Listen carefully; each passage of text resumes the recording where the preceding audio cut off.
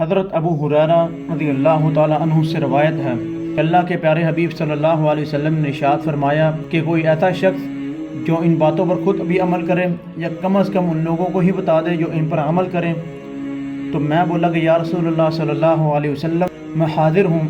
آپ نے میرا ہاتھ پکڑا اور 5 باتیں ارشاد فرمائی۔ کیا ارشاد فرمایا؟ میرے لیے اور آپ کے لیے قابل غور قابل فکر باتیں ہیں وہ، اور ارشادات قابل فکر ہیں۔ ہمیں اپنا محاسبہ کرنا چاہیے کہ ہم اس وقت کس ٹریک پر چل رہے ہیں۔ تو سرکار مدینہ صلی اللہ علیہ وسلم نے ارشاد فرمایا، پہلی بات ارشاد فرمائی حرام باتوں سے دور رہنا۔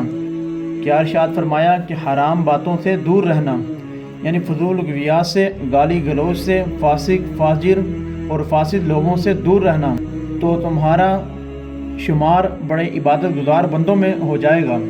اور دوسری بات ارشاد فرمائی کہ اللہ تعالیٰ تمہارے جو تقدیر میں لکھ دے اس پر راضی رہنا، تو تمہارا شمار بڑے بے نیاز بندوں میں ہوگا۔ پھر تیسری بات ارشاد فرمائی کہ اپنے پڑوسی سے اچھا سلوک کرتے رہنا تو مومن بن جاؤ گے۔ کیا ارشاد فرمایا؟ کہ اپنے پڑوسی سے اچھا سلوک کرتے رہنا تو کامل مسلمان بن جاؤ گے، تم کامل مومن بن جاؤ گے۔ کیونکہ ایک مرتبہ حضور نبی کریم صلی اللہ علیہ وسلم نے 3 بار قسم اٹھا کر ارشاد فرمایا کہ قسم اللہ تعالیٰ کی وہ مومن نہیں، قسم اللہ تعالیٰ کی وہ مومن نہیں، قسم اللہ تعالیٰ کی وہ مومن نہیں۔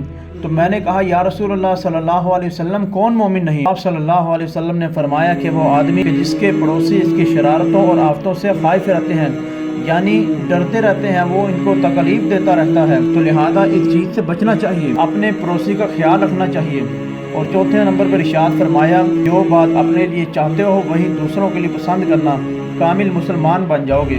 ایک حدیث میں آتا ہے کہ کامل مسلمان وہی ہے کہ جو اپنے لیے پسند کرتا ہے وہی اپنے مسلمان بھائی کے لیے پسند کرے۔